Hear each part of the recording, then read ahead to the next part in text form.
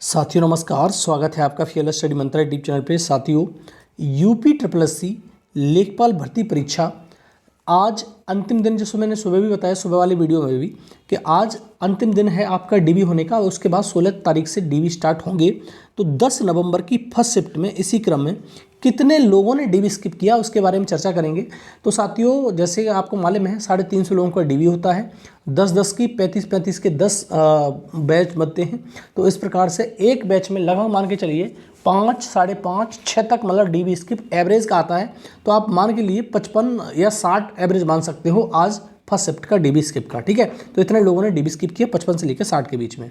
ठीक है, अच्छा खासा डीबी स्किप है, इससे कम मत मानना, क्योंकि यही डीबी स्किप जा रहा है। रोजाना की स्थिति की बात देखी जाए तो यही डीबी स्किप हो रहा है रोजाना, या तो 110, 105, 100, 90, 95 इसी प्रकार से डीबी स्किप रह रहा है। बहुत ज़्यादा नहीं जा रहा, बहुत कम भी नहीं जा रहा, ये बात मान लो। तो ये इस प्रकार से डीबी स्किप रह रहा है, आपको मालूम ही है।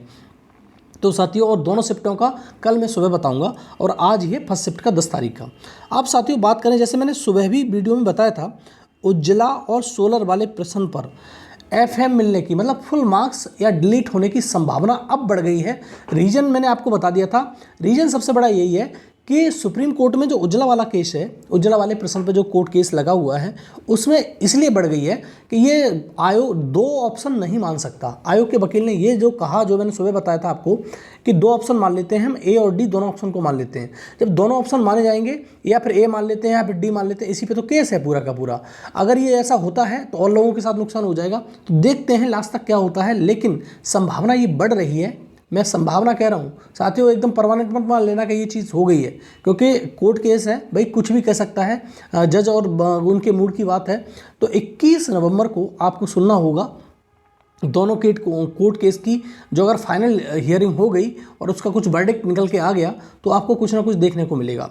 और इसमें ज़्यादातर संभावना मुझे लग रही है, मेरा ओपिनियन है, मेरा पॉइंट ऑफ व्यू ये है कि आपको या तो इन प्रश्नों को डिलीट कर दिया जाएगा। उज्ज्वला वाला प्रश्न तो ये मान लो कि डिलीट होगा, या इसमें फुल मार्क्स मिलेगा।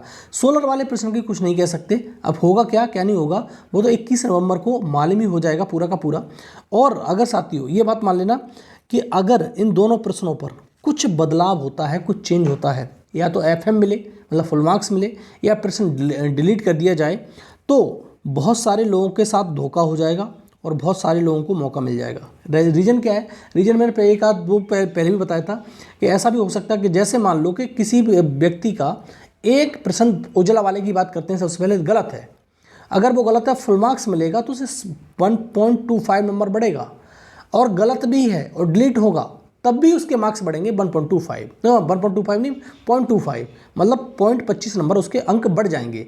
लेकिन जिसका सही है तो डिलीट होने पर उसको कोई बेनिफिट नहीं होगा, और ना फुल मार्क्स मिलने पर कोई बेनिफिट होगा। जिसका गलत है उसको बेनिफिट मिल जाएगा इस चीज़ का। इसी प्रकार से सोलर वाले प्रश्न का है, अगर दोनों ही प्रश्न गलत हैं, एक अंदाज लगाओ, दोनों ही प्रश्न किसी व्यक्ति के, किसी छात्र छात्रा के गलत हैं, और उसको फुल मार्क्स की स्थिति में तो 2.5 नंबर बढ़ जाएगा। अगर मान लो कि दोनों प्रश्न डिलीट भी होते हैं तो उसके 0.50 बढ़ जाएंगे, और जिसके दोनों ही सही हैं उसको कुछ नहीं मिलेगा। तो इस प्रकार से कुछ ना कुछ बदलाव देखने को मिलेगा आपको, और बदलाव देखने को मिलेगा तो आप ये मान लेना कि जैसे मैंने कहा था कि यूपी ट्रिपल एस सी का पूरा प्लान है, और पूरा ये मतलब 100% प्लान यही है कि आपको आपका जो रिजल्ट है लेखपाल का वो दिसंबर तक जारी कर दिया जाए, दिसंबर में जारी हो जाए हर हाल में। लेकिन अगर इन प्रश्नों पर कुछ बदलाव देखने को मिला, साथियों मैं फिर कह रहा हूँ, उज्ज्वला और सोलर वाले प्रश्न पर या कुछ भी बदलाव देखने को मिला, तो रिजल्ट पर काम करना पड़ेगा यूपी ट्रिपल एस सी को दोबारा से लेखपाल की। लेकिन ये प्रायोरिटी में है, ये भी ध्यान रखना, ये लेखपाल का जो भर्ती है वो प्रायोरिटी में है, शासन का आदेश है, इस भर्ती को पूरा कराना है, बड़ी भर्ती है और कुछ शासन को दिखाना भी होता है, सीधी बात ये है। तो ये बड़ी भर्ती होने की वजह से ही प्रायोरिटी में है, और आपको इस भर्ती को बहुत ज़्यादा ये देखना, बहुत जल्द काम होने को देखने को मिलेगा, और ये प्रायोरिटी में है। तो यूपी ट्रिपल एस सी में कुछ भी बदलाव होता है दोनों प्रश्नों पे, तब भी आपका रिजल्ट बहुत जल्दी आ सकता है, बहुत ज़्यादा खिंच जाएगा तो 15 जनवरी तक। लेकिन अगर ज्वाइनिंग की बात करें तो ज्वाइनिंग आपको फरवरी से पहले भी मिल सकती है। ठीक है, अगर बहुत ज़्यादा लेट हुआ तो फरवरी मिल जाएगी, और फरवरी से पहले भी मतलब शुरुआत में मिल सकती है, मिड में मिल सकती है। लेकिन ये ज्वाइनिंग देने की बहुत ज़्यादा कोशिश की जाएगी, क्योंकि फिर उसके बाद आचार संहिता वगैरह लग जाएगी, तो फिर उसके बाद कुछ नहीं हो पाएगा। और एक और चीज़ समझ लो साथियों, जितने भी पेंडिंग रिजल्ट पड़े हुए हैं चाहे वो एएसओ का रिजल्ट, जैसे मैंने सुबह बताया था, एएसओ का रिजल्ट बहुत संभावना यही है कि एएसओ का रिजल्ट आपका नवंबर में आ जाए लास्ट तक, ठीक है। जैसे फॉरेस्ट गार्ड का मेडिकल है, आपका नवंबर लास्ट में हो जाए या दिसंबर फर्स्ट वीक में हो जाए। तुम्हारा बंद दरोगा की जो रनिंग है वो आपको दिसंबर लास्ट वीक में देखने को मिलेगी या जनवरी फर्स्ट वीक में देखने को मिलेगी। जेई 2018 वाला जो रिजल्ट है, जो जेई का 2018 का रिजल्ट फाइनल है, वो तो उसमें तो कोई दिक्कत नहीं है, वो भी दिसंबर में देखने को मिलेगा। और तुम्हारी जो एएसओ है, एएसओ को तो मैंने बता ही दिया, नवंबर में लास्ट में मिल जाएगा। कंबाइंड टेक्निकल दिसंबर में देखने को मिल जाएगा आपका रिजल्ट। वीडियो का वो भी दिसंबर में मिलेगा। नवंबर में कोई कह रहा है तो कुछ ने मतलब नहीं है इस चीज़ का, नवंबर में रिजल्ट आएगा ही नहीं, दिसंबर में रिजल्ट आएंगे।